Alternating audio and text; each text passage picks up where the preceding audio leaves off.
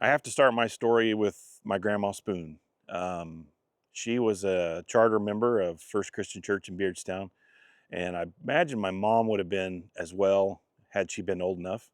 So growing up, I grew up in the church.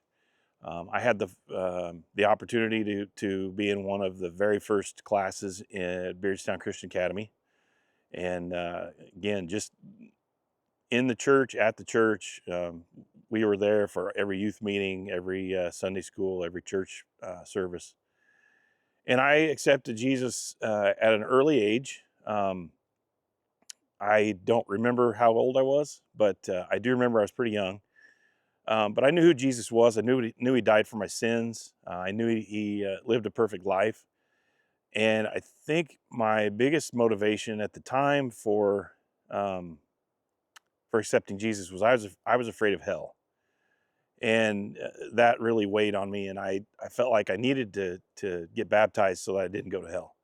I didn't take my faith as my own. I was operating on my mom's faith, and to be honest, and that didn't really sustain me through junior high and high school. And about the junior high age, I started to use a lot of foul language, mainly to impress my cousin that I really looked up to, and things just kind of went downhill from there. While I was at school, I didn't look like a Christian at all.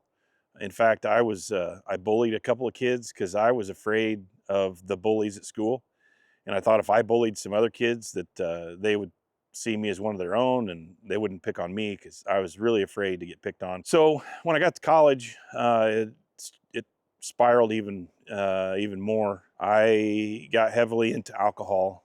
I was a heavy drinker. I was getting as far away from God as I could get. Um, Not on purpose. It's just I loved the world and I loved everything in the world. I was always seeking attention. It seemed like I wasn't happy unless I was drinking, because I like to be the life of the party. Needless to say, I didn't go to class, and I was asked not to come back to this particular college. And I ended up going to Lincoln Land after that, and I got a summer job.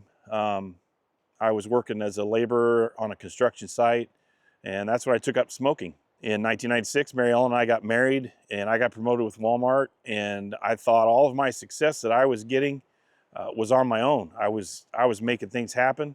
I was going to make a lot of money with Walmart. I didn't need God in my life. I continued to spiral, just continued to embrace things of the world, and I didn't embrace my faith. We had Walker in 2004, and we were back home visiting, and this one particular time, and Mom was singing a special. We went to church whenever we were in town, to kind of put on that, to pretend, hey, yeah, we're Christians still. We go to church, and I remember I was sitting there, I was holding Walker. He couldn't have been more than 2, and Mom had to sing a special, and she got up there and started out. It was an Avalon song.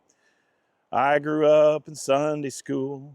I memorized the golden rule, and how Jesus came to set the sinner free. And she stopped singing and started crying. She knew, she'd been praying. She'd been praying for us. And she knew that if I didn't change my life, um, I wouldn't be a very good example for my children. And it hit me. When she started crying, it really hit me. And the words of the song really spoke to me. I mean, even that one verse, that's all she could get out. But I had heard it before. I knew the words. She couldn't sing anymore because she was so emotional. Well, she got off the stage and was walking out, and I followed right behind her and got outside the doors of the sanctuary. We were both crying. I grabbed her and hugged her. I said, Mom, I want to be more like you. And she said, I just want to be more like Jesus.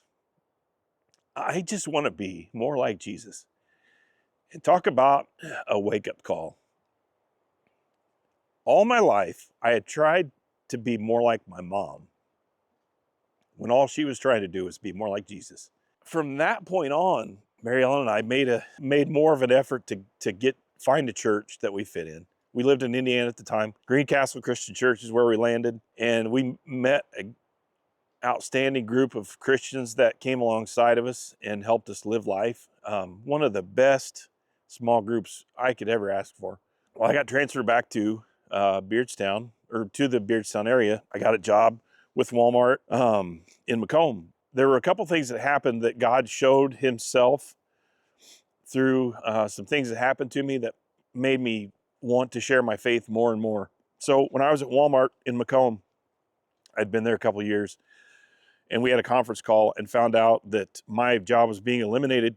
At that time, God had put some men in my life that were really pouring into me, and I immediately reached out to Gordon Tingley, and I said, "Hey, this is what's going on. I'm afraid I'm going to have to move when I feel like I'm supposed to be here. God wants me to be here, but now I found out this news." And he prayed for me, prayed with me on the phone, and just said, God will provide an answer." And he did. I got to transfer to Quincy, so I was still within driving distance. So fast forward 2 years down the road, they decided to eliminate that position. And my boss at the time, she was devastated. She had to let go of all of the people that did the similar job as I, and she had to read from a script, otherwise she wouldn't have been able to get through it. But I had gone through something similar before, and God had put words into my, people, through other people. They had spoken his words to me about, trust him, trust in him, things will be all right. So my boss was reading this script, and she couldn't get through it. She got really emotional, and I was, I was kind of concerned, but I knew God had a plan, and I was able to leave her a note, and I was able to minister to her that everything was going to be fine. God had a plan. Um, God knew what was going on, and he was going to get me where I needed to be.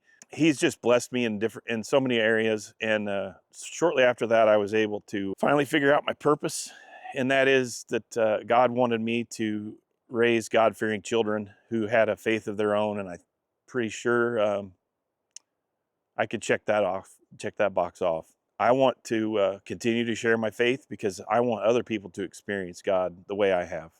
There's a quote from one of my favorite movies, and it goes, "What we do in life echoes in eternity."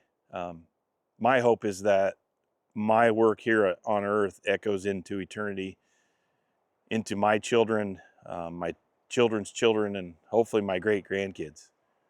My name's Will Peterson, and this is my story.